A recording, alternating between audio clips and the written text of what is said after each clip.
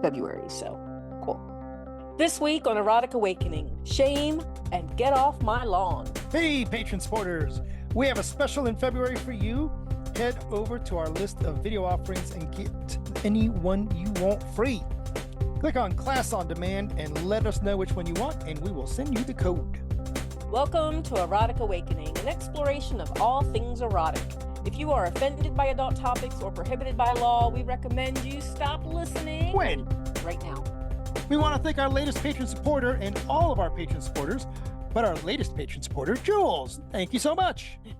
Head over to patreon.com/erotic awakening today and get your bonus content and support the show. Speaking of thanking our patron supporters, not only do you get this free video, we were just talking about a class that we're going to put together, secret special class just for patron supporters. We are. So that's going to be in the next couple of days. We'll get that announcement out there. So yay. Hi, Dan. Hi, Dawn. After 15 years, that should be like automatic. I forgot all about Dawn. it. I forgot all about it. And it just kind of fades away. So that's because I have a heavy topic in mind. It is a heavy topic. It is indeed, yes. It was brought up by a patron. Yes, patron and friend. And we sat on this for a little bit, and you actually did some legitimate research on this, and we reached out to some friends. Mm-hmm. And of course, like everything else, we're going to share our personal experience, but we're going to share a little bit more about it as well. Dawn, the topic today, we are going to be talking about feeling shame about your kink. Right. So it's not, so it's like an internal shame. What do we say? We try not to yuck someone else's yum, but what about yucking your own yum? Right. Instead of looking at somebody and saying, oh, you're into rope or you're into blood play, that's disgusting. That's not this situation. That's called kink shaming, and we want to avoid kink shaming, obviously, because don't yuck on someone's yum. Different strokes for different folks. As long as it's ethical and consensual, then, go for it. If that includes eating poop, that is so not my thing. But if that's your kink, you go for it and enjoy. And I hope you find other people that dig it with you. And if you can think about it, there is a kink for it. Right? That's what we're told, and there's probably porn on it, and there's probably anything else that you can find, right? So this is not about yucking someone else's yum or calling people out for the kinks that they enjoy, or fetishes or things like that. This was presented more on what if you're yucking your own yum? What if you feel internal shame for what it is that you enjoy? And I was thinking, oh, you and I can't talk about that. We don't have shame for what we enjoy. Look at this. We've been doing it for 20 some years. We've been talking about it on the podcast for 15. We've been writing about it for, 13, 14 years at this point. All the things. We're out there. There's no shame involved. But yeah, I'm betting I can actually talk on that, and you might be able to talk on that. Oh, absolutely. And I had a friend, oddly enough, reach out to me recently, and they're like, I want my mistress to do this thing with me, but I finally got the courage to bring it up, and they're not into it. So now they were feeling shame about it, right? Because they finally, brought it up. And it's not that their mistress shamed them, but they just went, oh no. And just saying, oh no, can bring a sense of shame that you like it when someone else doesn't accept it. Right? Well, yeah, absolutely. We are in a society where a lot of alternative sexual expressions are looked at with either shame or humiliation by other people, right? And even a lot of stuff on the media will make fun of it. Certainly, the only way that you'll see male submissives portrayed in the media is they're always weak and cringeworthy. The media goes for the drama, right? The show Bones did a really good job when they brought up pony play. Okay. It still wasn't the way I've been around pony play before, but that doesn't mean it's not valid. But they didn't try to shame people. It was just a piece of the story. But the media does try to bring drama into a lot of this and shame people. I mean, it's on Murray Povich and, all that other stuff. Adult babies in diapers. Oh my God, that's a big topic for shaming people and stuff like that.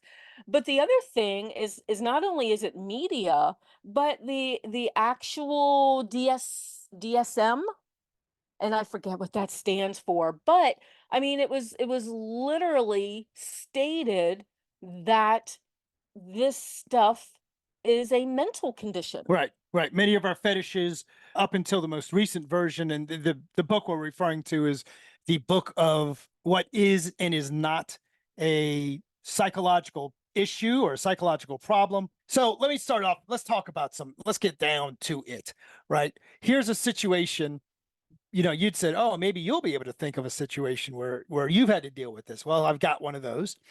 Specifically, when I first started to practice BDSM is the first time that I started to feel shame about the enjoyment of being a top. I'm not going to say the enjoyment of being a sadist.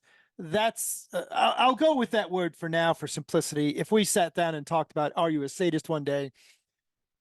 To me, that's a very complex conversation, but I certainly did enjoy leaving bruises, creating welts, perhaps drawing blood on the people that I was playing with and hearing them squeal in pain and all that kind of stuff, right? Well, we, at least male-bodied people in America, we are taught not to treat female-bodied people like that. We are taught to never hit a male-bodied person, right? It's just the kind of thing that we're taught. So there was some looking in the mirror. There was some self-shame as I looked at myself and said, what are you some kind of a sick fuck that you enjoy that kind of thing? So, well, and it's kind of funny because I did do a little bit of research on this just to make sure that I got the right definition for shame, because sometimes I get shame mixed up with guilt. Okay. Okay. Do we know what the difference between the two are? Yes, because I wrote notes down. Oh. So guilt is you can make amends. So you have a guilt over an action. That was the simplest definition that I could find. Sure. So guilt, you can make amends for whatever it is. Shame is about changing the self. So shame is an internal thing that you're feeling an emotion Okay. over, a negative emotion over. So guilt would be, I don't know, stealing candy from a candy store. Okay. Okay, so that would be guilt. Whereas shame is that drive to be someone that steals things, something that you want to change about yourself. You have shame over that. So internalizing how you feel about yourself about being a thief of candy. Yes. Okay. Okay. So something like that. So that's a off the top of my head sort of example. Sure. So, but I know for me, I had, I'm going to look at that and see if that's truth, had shame over wanting to be a masochist or even a follower, right? I mean, a lot of shame about the desire to be a follower. Now, in the little research stuff that I was doing, there's actually new research that says that an interest in SM, sexual masochism for this one, was significantly linked with higher levels of life satisfaction. So it's new research. I like that research. That says sexual masochism was significantly linked with higher levels of life satisfaction. Now I need to remember where I got this link from. I'm going to pull it up so I can put it in the show notes to see where this research come from, because you always have to look at that, who's doing the research and who's stating what, right? So my thought is, it didn't say anything about sexual sadism. It said sexual masochism. Okay. Well, how are you experiencing sexual masochism without the help of a sexual sadist? Fair. Right? So you're providing a service, sir. You are helping many of us embrace our sexual masochism for a better, higher level of life satisfaction. I've been thinking about going into the life coach profession, and I think that I found my niche now. Well, as a pro dom. Oh, yeah. Right?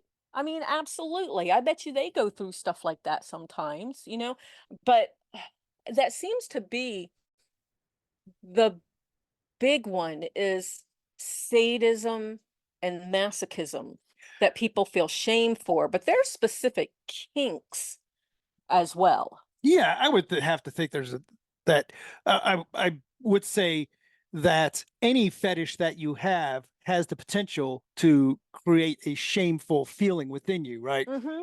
You might just be into buying panties off the internet, and somebody finds out about that, you're going to feel shame about that. You Yeah. might feel shame even though nobody finds out about it.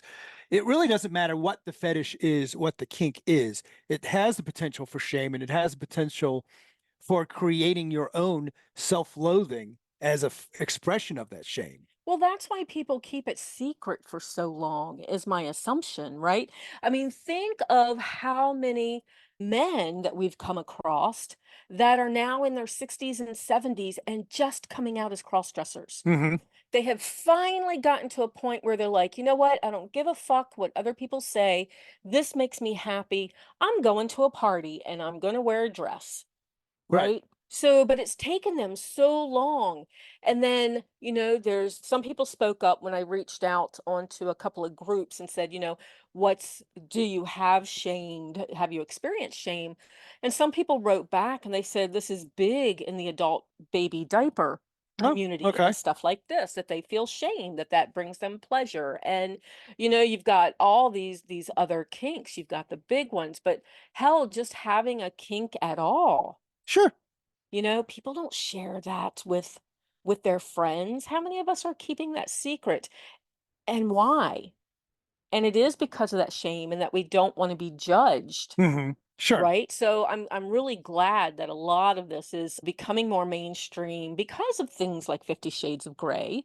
We can poo-poo 50 Shades of Grey as much as we want to, but that has helped people realize that they can step out of the closet a little bit with their kinks. Yeah, and at least, as you've often said, it gives us a common language to talk about it. Kink. Absolutely. So what have you done?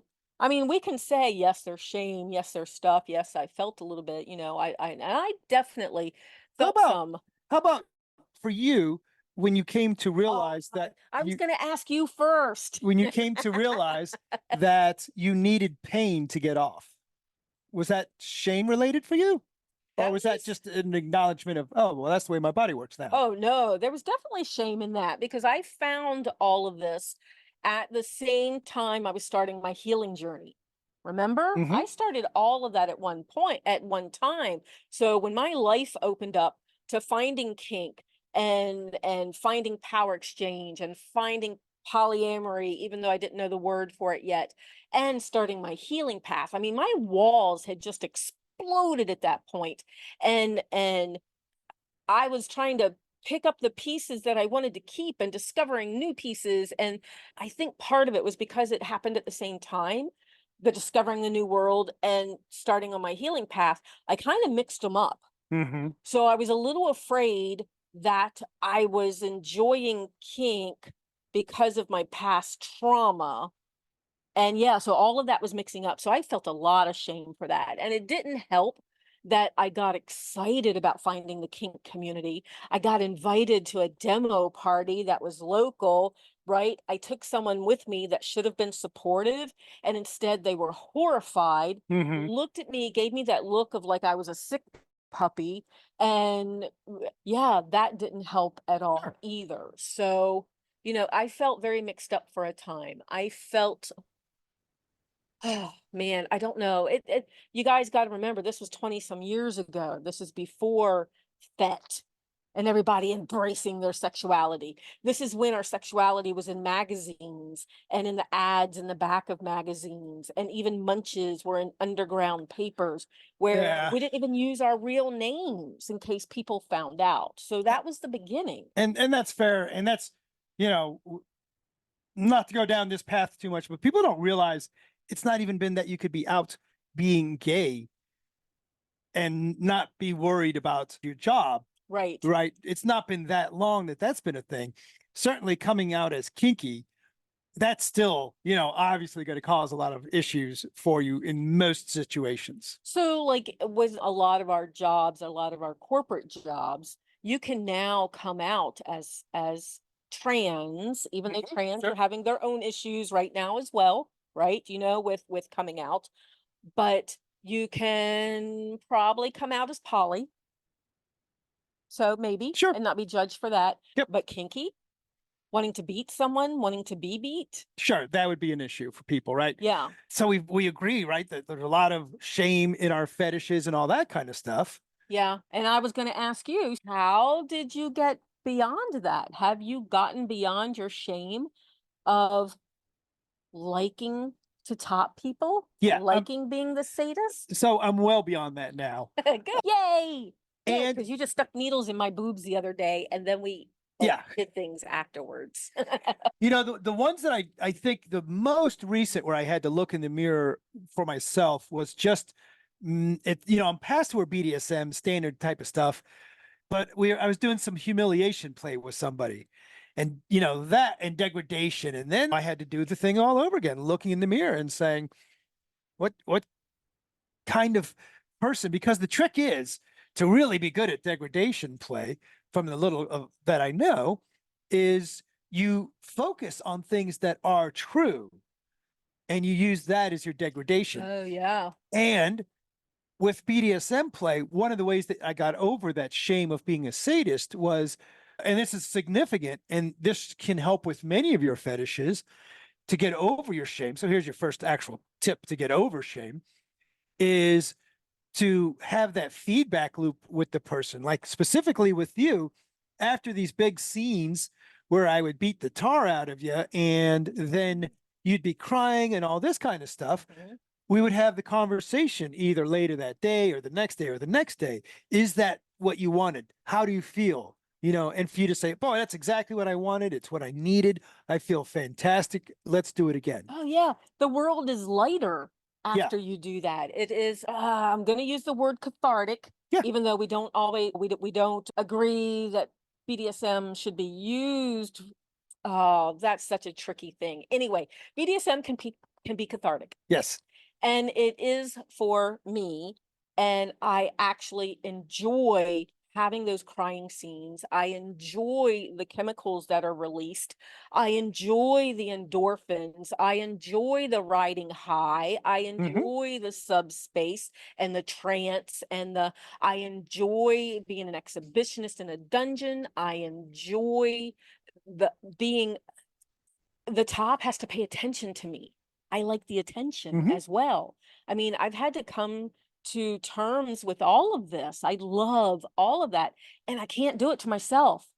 I want a top that enjoys where they take me on the journey. It leads to that energy exchange and the fun thing with, just to come back to degradation play for a moment, is after you're done with your degradation play, you can't just go to the person and say, oh, when I called you a filthy slut, sorry about that. That was just part of play. Actually, I think you're the opposite of a filthy slut. I think you're very clean, whatever. Right? Because then you're either implying that you were lying in the first place, which negates the whole degradation aspect of it. But also you're like ruining the scene, the memory of the scene for the person, right? Yeah. So again, that becomes more self-work that you have to do to say, yeah, I did enjoy that scene that we did, and I can't get the feedback loop. So the other aspect, the other thing that you can do to help get your over a sense of shame is find out, and this is a great thing about good old FetLife and all the events in the United States, there's a ton of places where you can go to meet other people that are into degradation play. You can meet other people that are adult babies in diapers. You can meet other people that are into whatever fetish you can imagine. It's out there. And you can meet other people that are also like that. And that can make you feel less stigmatized. Yeah, the whole community atmosphere can absolutely help with that. So I have another question for you. Okay. And then I have to remember the second thing I was going to write down and forgot while I was writing the first thing down. So degradation, I get, right? And I get that you can't do aftercare with that. A lot of people don't like aftercare after degradation. Sure. or an interrogation scene, something like that, right? But how did you feel? And this is, I think, the first time I'm asking you this question. So, how did you feel after doing humiliation play with someone and you face slapped them and they were much more, they ended up with a big handprint on their face that they had to cover up with makeup. Yeah. And then we went out in public. It wasn't me. And then we went out in public and I noticed it. Yep. Which means other people would notice it. Mhm. How did you feel about that? That one was a really tricky one. We were doing some face slap play, and any play that you do with anybody for the first time, you don't know how their body's going to react, how much they're going to bruise. Mm-hmm. I was really taken aback by how much their face bruised. Right. Now, if you're sitting out there, audience, thinking, Dan, you're not doing face slapping play correctly, if that's the result, feel free to write in, and I will probably own some of that, right? Well, that's neither here nor there. It happened. Right. I absolutely had to look in the mirror there and say, this goes against everything that gentlemen are supposed to do. And now we're going to be out in public and people are going to see that. They're going to see me and, oh my gosh, right? I was very fortunate in that situation where the person who was the receiver of that, her and I had a conversation about it. And she expressed, I loved that scene. And I am not worried about this. And I don't want you to be worried about this.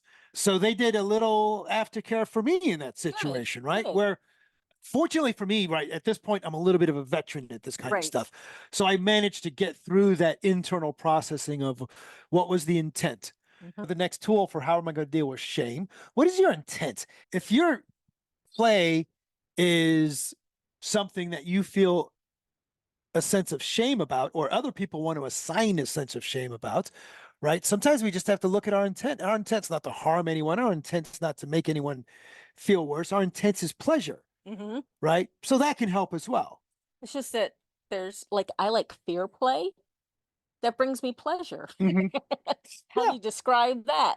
But I like it. I like, oh, I can't even describe that one. So, but the second thing that I was thinking of earlier was I had a feeling of shame liking this after starting to work on my trauma for being a child. Sure. Right. And someone tried to assign to me that I was enjoying this because of the trauma as a child. And I really had to look at that and separate that. And thank goodness I already had found a counselor that I ended up staying with for on and off for like 10 years. She was phenomenal. And she was able to look at me and go, Dawn, how can you even think that this is the same? What you are doing now involves consensuality. And that consent makes all the difference. You don't have to look at what your drive is for this thing or what caused this drive. You don't have to look at that because there's nothing wrong with it. It's kind of like saying you like red crayons. How's that for just out of the blue? You like red crayons. Do you need to go look at why you like red crayons? No, because there's nothing wrong with it. So why do you need to go look at why you like to be caned? Why you liked to be watched? Why someone pulling your hair makes you growl as they take ownership, right? Why do you have to pick all that apart? Just enjoy it. No one's getting hurt. It's consensual. Well, no one's getting harmed. Right. There's a difference. It's consensual. I've done not studies, but I've done research. I hate using the word research when all it means is I Googled. Right? We say we've researched. What have we? But I have read stories and been around people for 24 years and happy people in this lifestyle that have gotten over the shame. Yep. The last bit that I have about shame is I want to mention that there is a fetish itself about shame.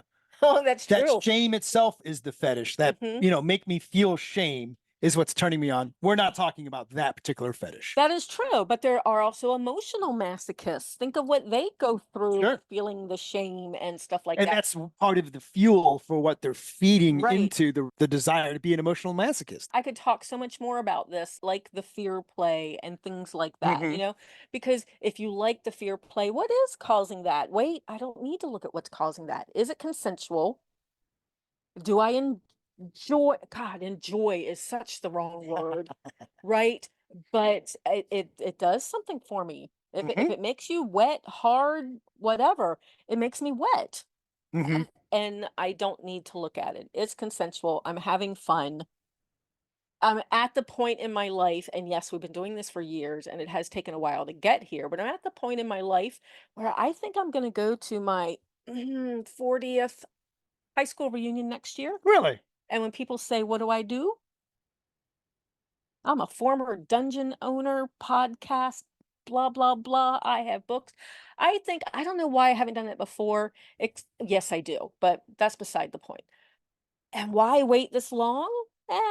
Because I did.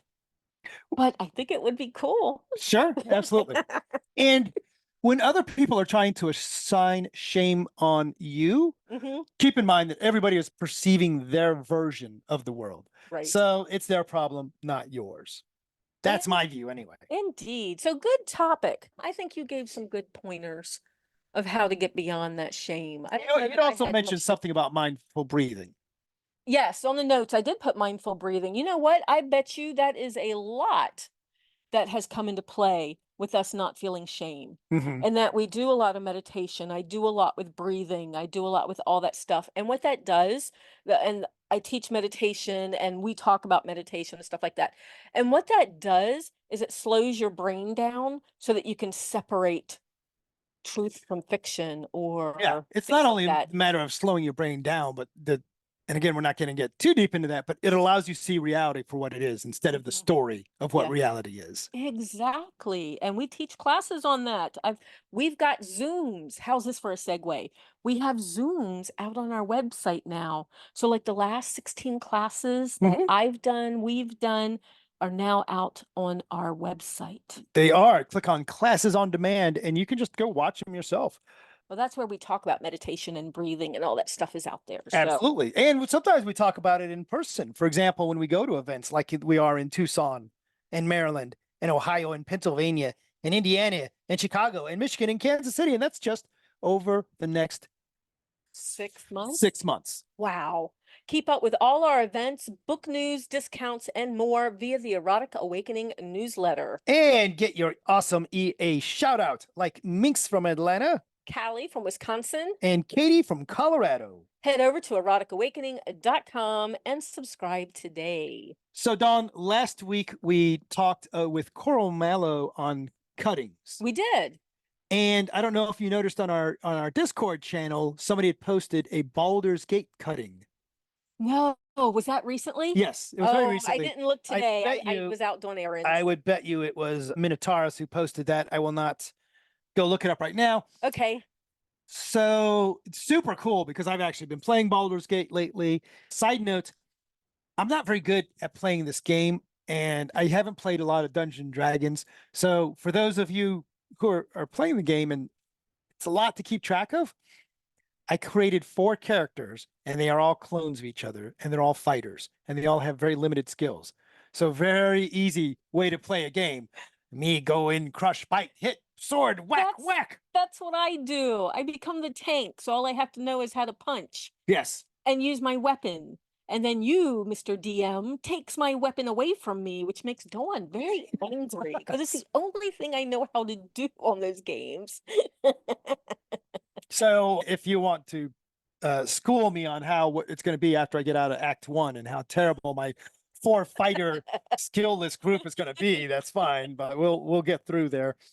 And another interesting thing that we've done recently, oh, that was so much fun. We were guests on a millennial conversation where we talked about power exchange and polyamory. Mm-hmm.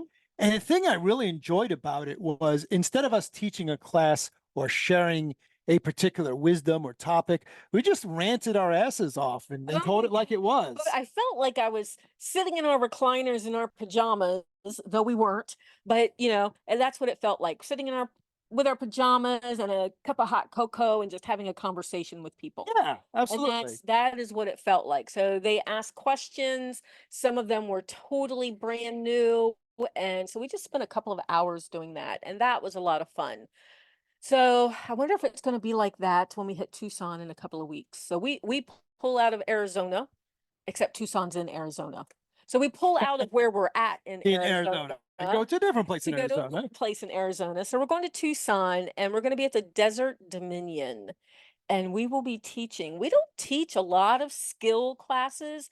I mean, we teach intro to BDSM and sensual spanking and things like that, but most of it's like sacred sexuality based, even though Sure. it's kink based. Is this the first time we're teaching a class that is skill based? I feel like I'm missing something. Sensual spanking is certainly sensual BDSM.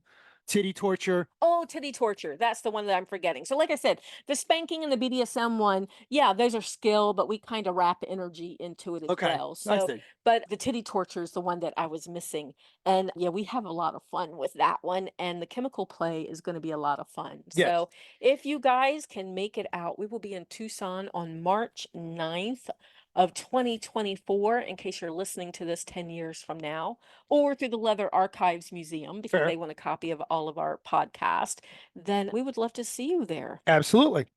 Is that a segue? Oh, that's everything. That's the show. I think that's everything except tentacles. Except for tentacles. We've got like 4 weeks where we haven't actually mentioned tentacles, and they are still coming through. And there's a lot of boobs on food, or food on boobs. So here we can always depend on, there's like 5, 6, 10 people we can always depend on. Trevor is one of these. This was an octopus on boobs.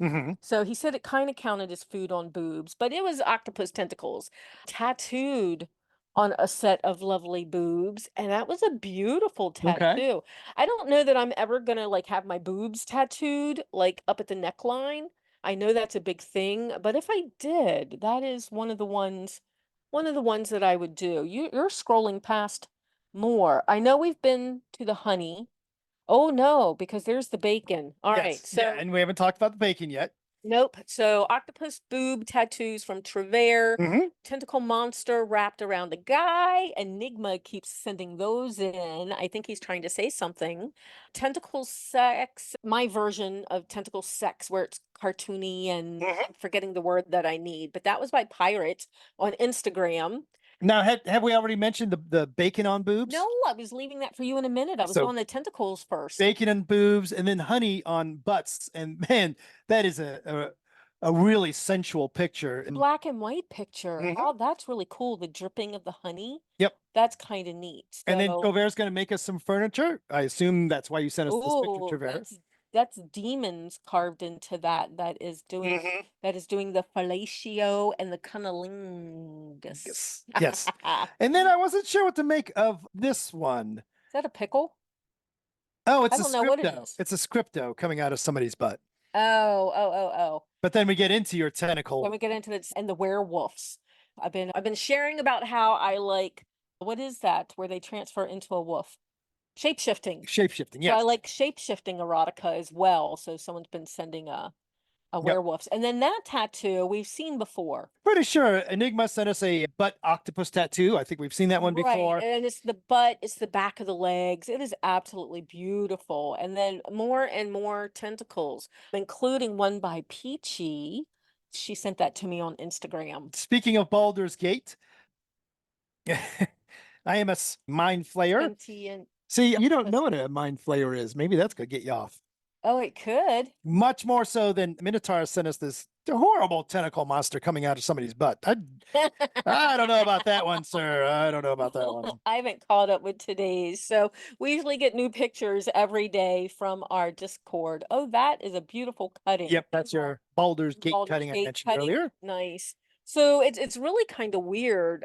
Was shame involved in that? I'm not sure. But at the very beginning of our relationship, you remember I wanted to be scarred. I wanted to be cut. I wanted a cutting of our initials. And I found that to be really, really hot.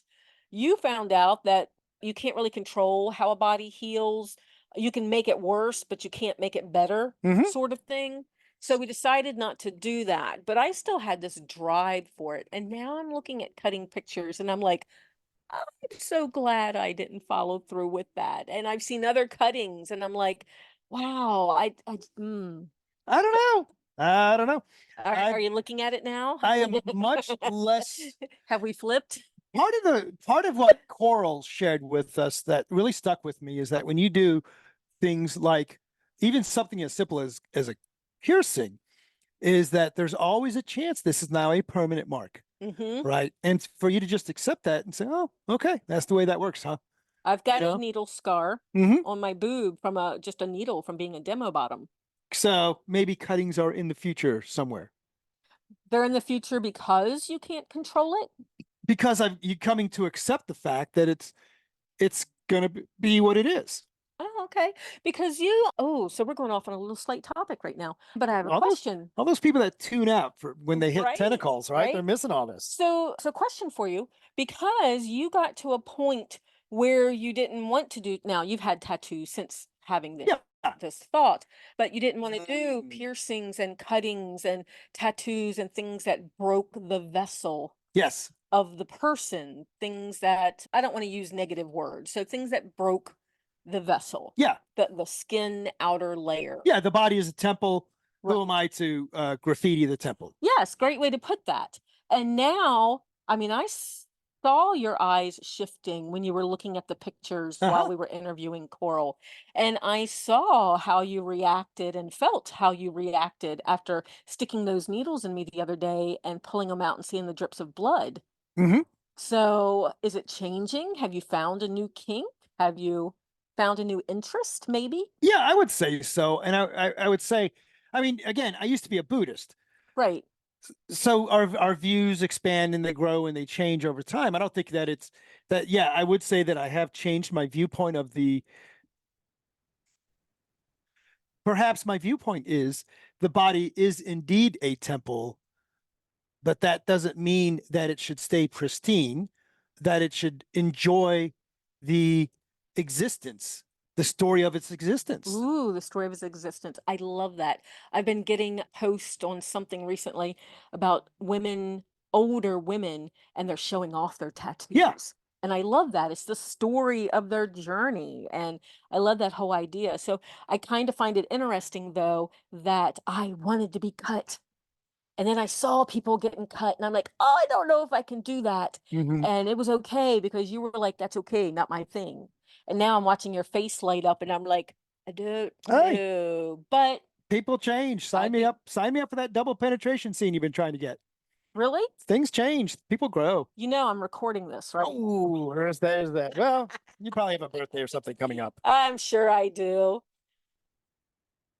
Be a part of the Erotic Awakening podcast community. You can support us on Patreon and get early access to the podcast, free version of the audiobook Polyamory Toolkit, free ebooks, member-only discount access, and a lot more. Find all the goodies at patreon.com/erotic awakening today. Help others find us. Take a moment to support the podcast. Rate us on Apple Podcasts, Google Play, Spotify, or wherever you listen. Or just tell your friends. Join the conversation with us and other listeners.